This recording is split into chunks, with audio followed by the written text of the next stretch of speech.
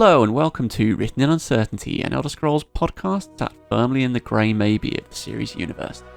My name is Aramithius, and today we're going beyond Mundus, back in time and in causality to the roots of the Aurbis itself. Today we're asking, what is the Dreaming Godhead, and how do Amaranths work?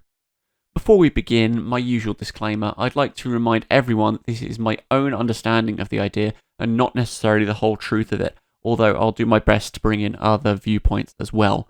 You may have other ideas, and if so, I would absolutely love to hear them. Please leave a comment on the blog post that's accompanying this cast at writteninuncertainty.com/podcast/amaranth-godhead, or find me anywhere else within the social media world. I'm on Twitter at Aramithius, email me at writteninuncertaintypodcast@gmail.com, and you can also join the Written in Uncertainty Discord server and get hold of me there. The blog post itself will also be linking all of the sources that I quote in this podcast, so please go through and read those sources rather than just taking what I say at face value as well. I think it's particularly important with this one because an awful lot of what I'm quoting is out of the games, and you won't necessarily find it in the game, in anything that links game texts and that sort of thing, so please do go and check out the blog post as well. When we start thinking about what the Godhead is, it's something that's hinted at the nature of Chim, which I've talked about previously in this podcast. To have a quick recap, the central realization of Chim is that the Aurbis is a wheel, and a wheel turned on its side as a tower, which is I, which, through some wordplay, means that you are the same thing as the universe, and that you are both the universe and part of it. Keeping that in mind and still being able to maintain your individuality is the central realization of Chim. The understanding that the fundamental structure of the universe and the fundamental unreality of your own being is that sort of contradiction, and you realize that you are part of the reality that is the dream of the Godhead. In particular, the 36 lessons of Vivek will repeatedly state that, quote, the waking world is the amnesia of dream. In other words, it's a world that's forgotten it's a dream. And that's how reality works within Mundus, and a reality that is formed because it's forgotten that it's unreality. It's also worth noting here that the Godhead that's being talked about here is not a god in the same sense that the beings of the Elder Scrolls universe understand the term, but is the universe itself. In the way that the universe is the dream of Brahman in Hinduism, the world of the Elder Scrolls is a dream of the Dreaming Godhead, and the Godhead doesn't necessarily act in and of itself within the dream, although I think we do see that happening, and we'll see why when we get to the identity of the current dreamer a little later. So much for the Godhead. What about the Amaranth? When we look at the Amaranth in the real world, it's a particular type of flower. It derives from the Greek aramanthos, which means unfading, which is a fascinating word to pick as far as I'm concerned. It hints at the eternal nature of the universe, potentially. It's most often associated by Elder Scrolls fans with the flower Amaranthus caudatus, which goes by the name Love Lies Bleeding as well. I'm not sure whether that's something that's been explicitly stated by Michael Kirkbride as part of his intent in using the word Amaranth to describe it, but it's got some interesting connotations when you think about the nature of love and the idea of trauma that potentially forms the Elder Scrolls as Amaranth. But first of all, we need to understand what the Amaranth is before I get totally carried away. I want to outline the concept before we get into the specific example that is the Elder Scrolls universe. We first hear about it, as far as I can tell, from a forum post made by Michael Kirkbride in 2010. Quote, 3. To the close dreamers, don't forget the Amaranth. There is one step beyond Chim, but you're right in that it is not godhood. It's the flowering of a statehood where the images you give birth to in your dream, stolen, from the first dreamer, wakes up, wails knowing free will, and begins to dream in the same way. Children of liberty without end, and then the music lives forever as a pirate radio tuned against the rules of heaven and the vulgarities of hell. The word statehood, as it's used here, isn't an accident. If you think about statehood as in becoming a state, becoming a nation state, is something that only really happens when you separate off from something else. The United States only became a nation when it was separated from the various colonies of Europe. Kosovo only became a state when it separated from Yugoslavia, and so on and so forth. It's realizing the fundamental separation of the self from everything else that allows you to form a state at all. Quite what that separation is, I think we have some hints at if we look at existentialist philosophy. In particular, Sartre's notion of angst. I'll talk about it using angst as the term from here on out, because although it translates more strictly as anxiety, angst has become a commonly used shorthand for it when you look at the literature around this, and the English word gets used reasonably well. It's the idea that you realise that you are fundamentally free, that the whales knowing free will, in that you can do anything, and this is terrifying. If you are standing on the edge of the cliff, there's practically nothing stopping you from jumping off the edge. If you're walking down the street with a heavy object in your hand, there's nothing really stopping you from bludgeoning the next passing person to death with the heavy bags in your hand. The biggest thing stopping you is the notions inside your own head that you should be a good person, that you have a particular set of ideas within your own mind about who you should be, and that you also have to live out the consequences of your actions because of your connectivity. But you could still do it. That's the full consequence of free will in an existentialist sense, which is essentially what this is hinting at. It's the idea, as Sartre put forward, as radical freedom. It's freedom without limits, because the only limits you impose are the ones you put on yourself.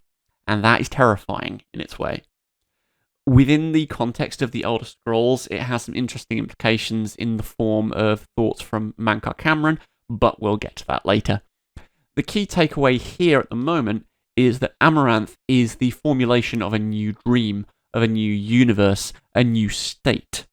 This is stated quite explicitly in the Love Letter from the Fifth Era, which was first published online by Kirkbride in 2005. Quote, "Those who do not fail become the new men, an individual beyond all AE, unerased and all being. Jumping beyond the last bridge of all existence is the last existence, the eternal I. I am, a whole world of you, God. God outside of all else but his own free consciousness, hallucinating for eternity and falling into love. I am and I are all we." Now remember that when I was talking about existentialism, we were talking about separation. That's what this means here. It's been separated from everything else apart from your own free consciousness. So it's a consciousness that is free to make whatever it will out of itself. If we look at the way that the Hebrew name of God is constructed as well, just to take a complete tangent, the name of God, Yahweh, or YHWH, because we don't technically know how it's pronounced, is literally, I am that which I am. God's true name is a statement of his own being.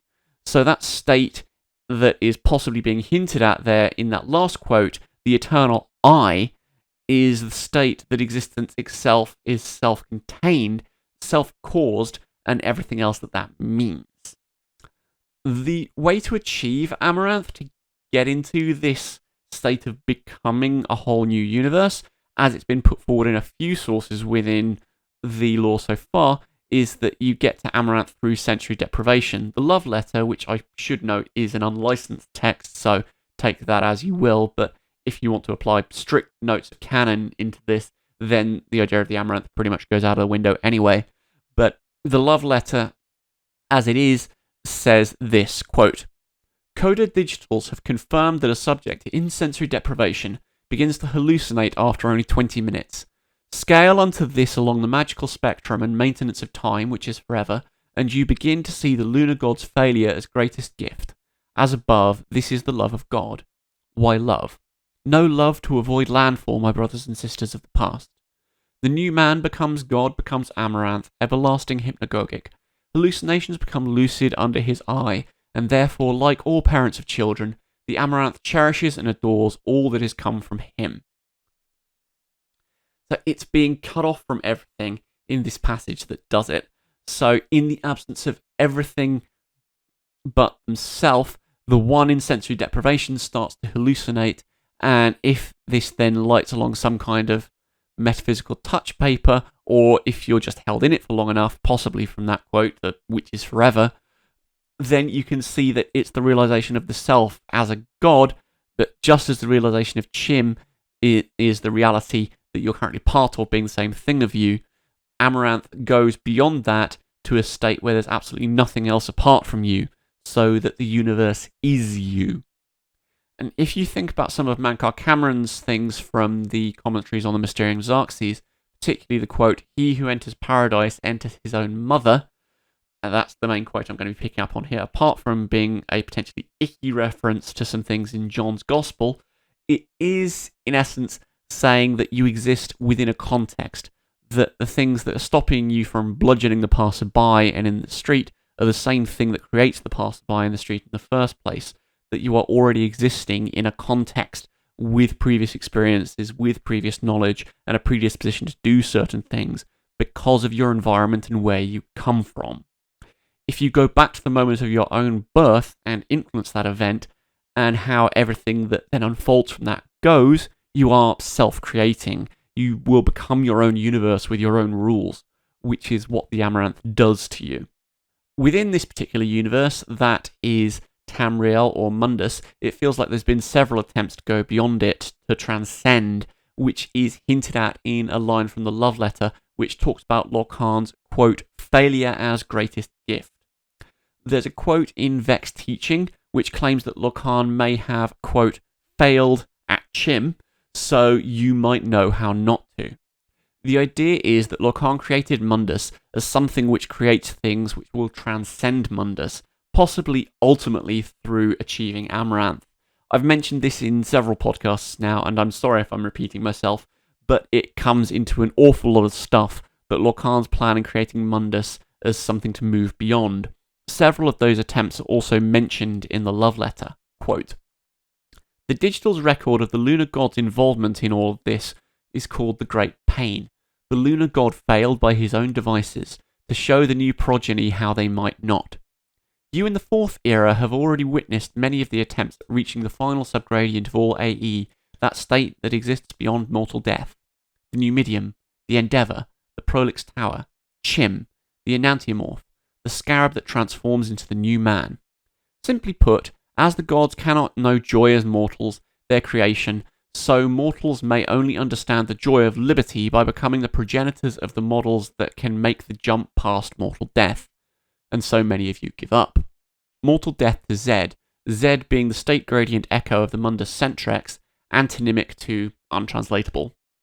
This particular passage also brings up another idea that the Etada cannot know Amaranth, that they can't know joy as mortals, because they are in essence limitless. They are bound only by themselves. This means that they're already self-imposing their own limits and not able to see beyond them in a way, but mortals, being contained by limits that are created by both themselves and others, can strive to go beyond limits, and in doing so, go beyond all limits. And that's the striving towards Amaranth, or striving towards Chim, depending upon the vagaries of exactly who's doing it and who's talking about whether or not things are moving on. To get back on track, the love letter also talks about some attempts made to reach beyond the final subgradient, which is to reach Amaranth. The Numidium, the Endeavour, and all that list are ways of tweaking divinity and trying to fiddle with it enough to break the system in some ways. Numidium in particular is a thing that tries to break a lot of stuff. This list is one of the more common answers to what the walking ways are as well, although I'm a little sceptical about quite what those are because there's some slight doubling going on. The Endeavour and Chim get lumped into the same bucket by some of the writing in Vex's teaching, which states that the Endeavour is part of the process of attaining Chim rather than its own thing. It's not its own walking way, but they're separated out in the list from the love letter for some reason. I'm not really sure what a lot of those particular things in the list are or what they could be, because there's not a lot of information out there about them beyond this letter, particularly the Prolix Tower and the scarab that transforms into the new man.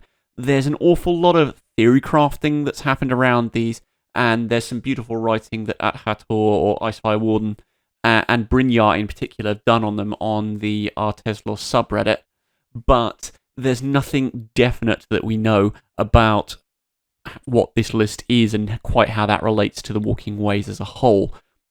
Each Walking Way is an attempt to transcend and transform, and supposedly according to the love letter, to try and move beyond that's the core of the Amaranth. We have one or two other attempts at it, the most conspicuous of which is in Sermon 28 of the 36 Lessons, where Vivek calls the sages of the number rooms together, and the mystics start wrapping one of their number in shells and all sorts of other things that feels like essentially plaster of Paris to totally encase the sage, and that process would totally cut them off from the world. It feels like an attempt to put someone into sensory deprivation, which is the gateway to the Amaranth. So now we've got a rough idea of what the Amaranth is and the process you need to go through to get there. Why is this particularly relevant to the Elder Scrolls, and who is the Amaranth of the Elder Scrolls universe? The Amaranth of the Elder Scrolls universe is Anu, of the Children's Anuad or the Annotated Anuad, depending on which version you read, but Children's being the particularly important title in this case. The disclosure of exactly what the Amaranth is or was started off on the Bethesda forums in 2012 in the topic Vivek God Chim Jerk What? Which had this particular statement from Michael Kirkbride, quote, "No one has achieved Amaranth yet. Tosok, sorry you took offence at the description of the demise of Barfok, except for the one being or idea that no one has found yet, which is still sitting there." This kicked off a huge hunt on the forums that lasted for about 6 or 7 months of throwing ideas around as to what the Amaranth could possibly have been. It went on for 13 threads within the Bethesda forums, and the amount of ideas and references as to what everything that got booted around at the time trying to work out what this thing was, what it could possibly be, was just a fantastic journey to be part of, frankly. If you want to see some of the ideas that were around during that particular hunt and some of the other connections that got made to other more obscure bits of the Elder Scrolls lore, there is a whole bunch that I've linked in the blog post for this particular episode. The original links are dead because the original Bethesda forums got sunsetted quite a while ago and got totally taken offline, but the originals are available on the Wayback Machine, thankfully. After all of those various threads, the Amaranth was eventually revealed to be Anu after some time, and a slight chance relating to the nature of the Magna Ge and some of the bizarre connections that got made in the middle of that. The moment of the Amaranth for Anu was when he sleeps in the sun, if you read the Anuad. That's kind of weird if you think about the whole thing being within one self-contained universe, or if you think about all of those events happening on Mundus, I should say. Anu slept in the sun before the sun exists. This is all happening prior to Magnus. It's not something that I saw talked about much before that point, and now it just seems ridiculously obvious. But Anu sleeping before Magnus escapes to Aetherius is something that seems just blatantly obvious now. It just seems really, really weird and not really in place if you think about it just as the standard cosmology. Apparently, that moment of Anu running away and separating himself from everything and grieving for Nier and then sleeping in the sun is the moment of Amaranth. The way that MK put it was this, quote, "Amaranth anon a new AI, which is said to have occupied the passageways of heaven and earth because everyone above and below asks Amaranth anon a new AI if they cannot find the passage. Amaranth anon a new AI is the Godhead who caused to be visible. Amaranth anon a new AI stands as a post at the turning point. The undersay of Amaranth anon a new AI, the post, the one and an elegant number, who crosses the middle of the Z, the centrex without calm, may his name be iron no other, for he takes up the centre of it in sleep. The path of the stars of the sky should be kept unchanged, but will not, for he dreams in the sun, and now has dreamed of orphans, anon Magna Ge, the colours he still wishes to dream."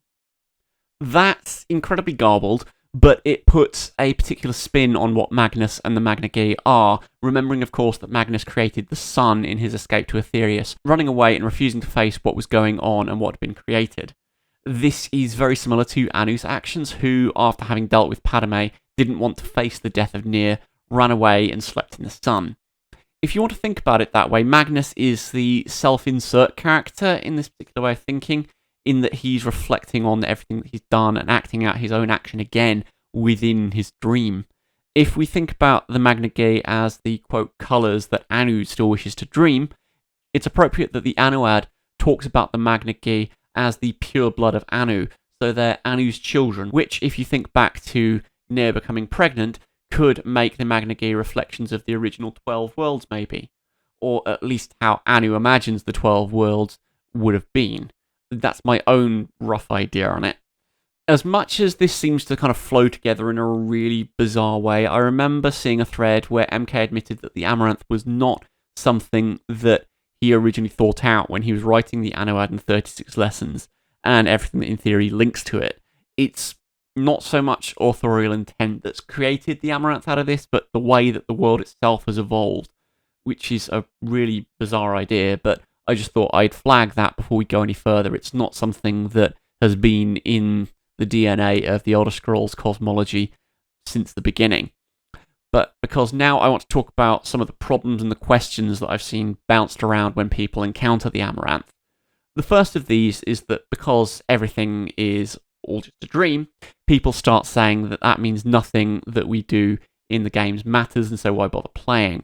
Why bother telling a story at all if it's something that's just going to be obliterated when the dreamer wakes up?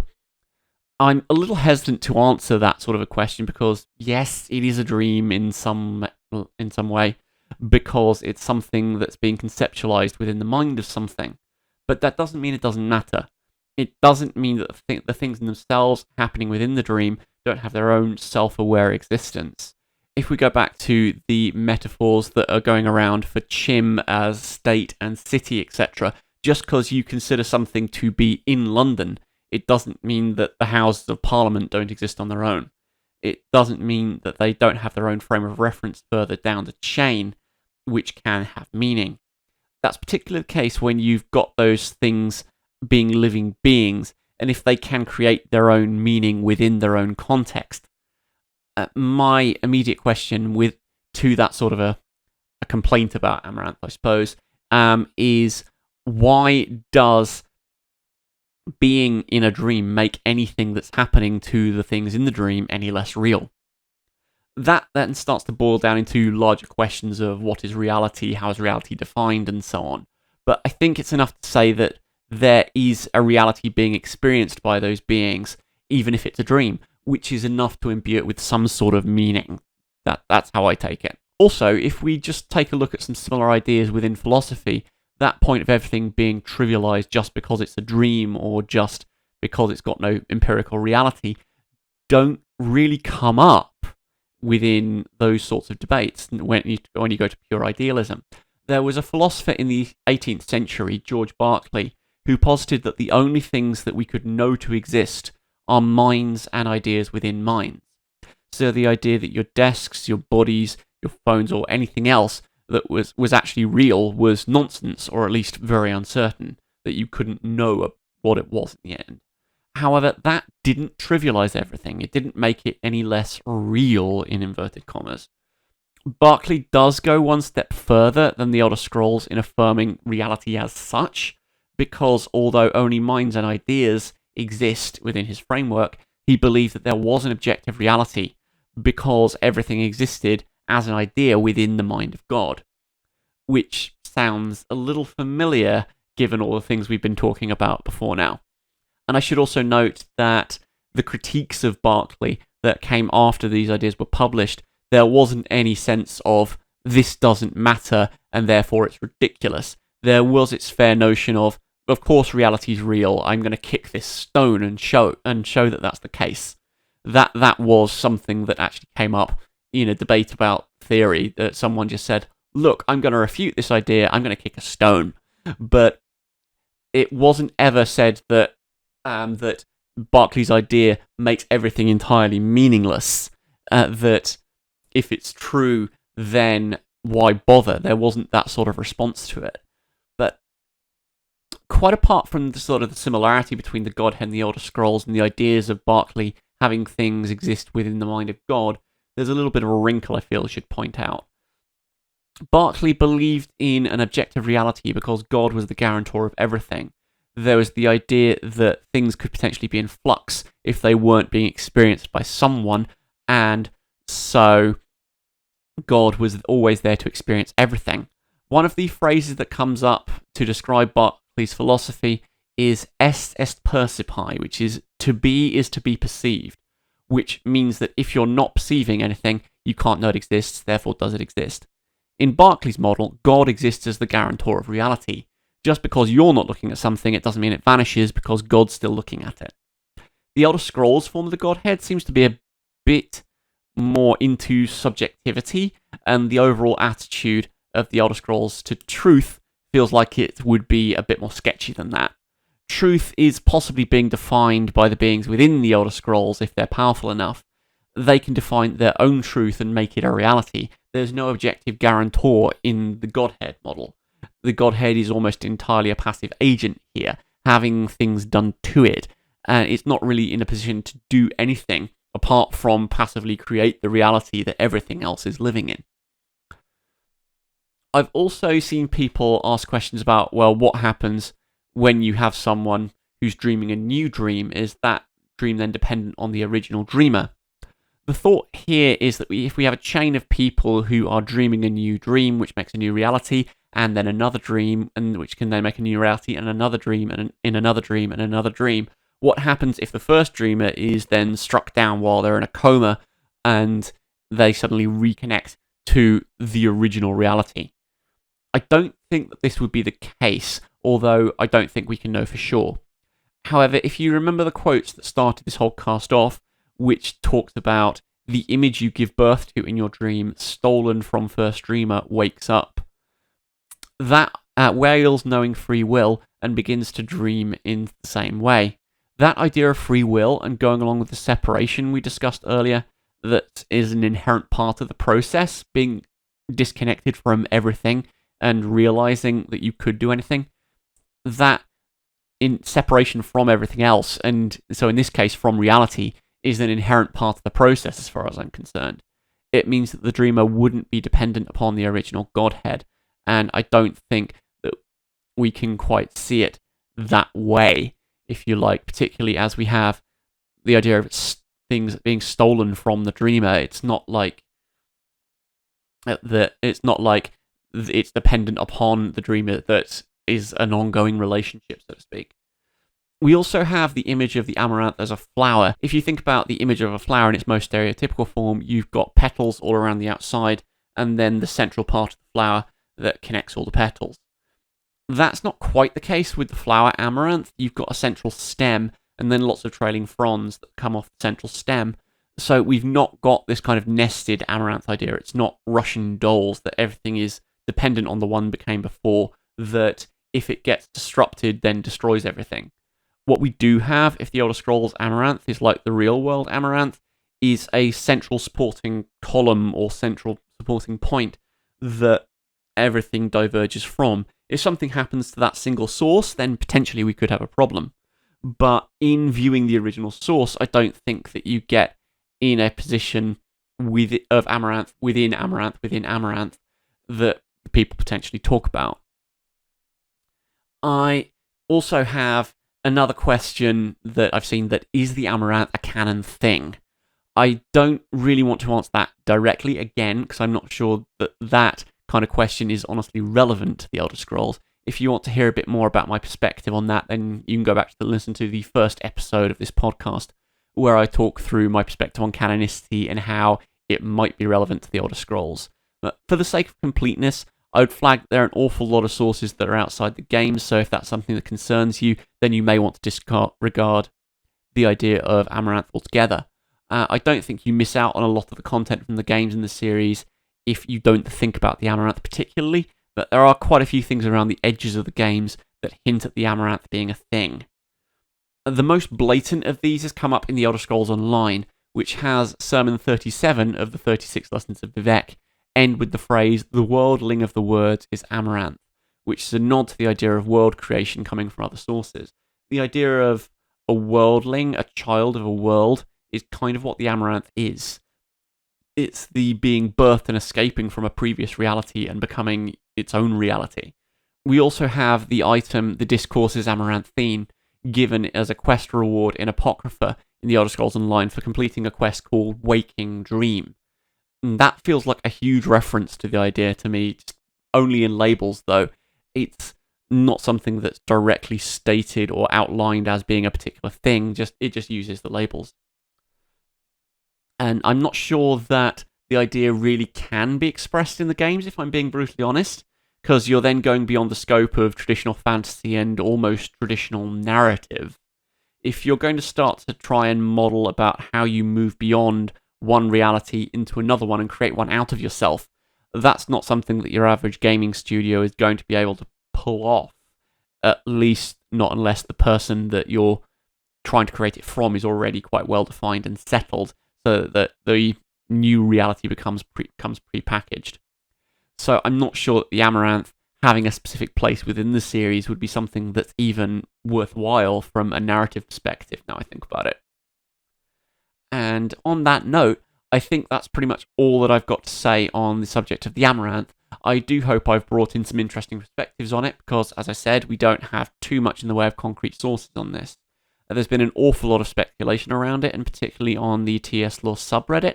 I'd urge you to go and hunt out the various things on that, particularly if you can find the writings from Morella Orion and the subreddit that he created called Godhead Model. That's literally reddit.com/r/Godhead Model. Thank you ever so much for taking the time to listen to this podcast. If you do like this podcast, please do consider subscribing. If you have any particular questions that you want me to look into or answer, please do let me know. I'm trying to pull some more bits and pieces together for another series of this once I'm done with my original questions, or if I get enough small questions to answer, I'd love to do a question and response episode. So please do send me your topics, your questions, however you want to. I am at writteninuncertaintypodcast@gmail.com on email, and at Aramithius on Twitter. I'm also in a vast number of Elder Scrolls Discords. Now that we've discussed some of the biggest things in the Elder Scrolls universe and gone beyond it, I thought we'd crash back down to earth a little bit and bring things back to what we know for next time. Back to the player character then. So next time we're going to be asking why the protagonist of the Elder Scrolls games is always a prisoner. Until then, this podcast remains a letter written in uncertainty. You've been listening to Written in Uncertainty, a podcast written and hosted by Aramithius. The music for this podcast has been kindly provided by Jan Glembotsky. Check them out on SoundCloud under Songs from the Lost Land, and I'll see you next time.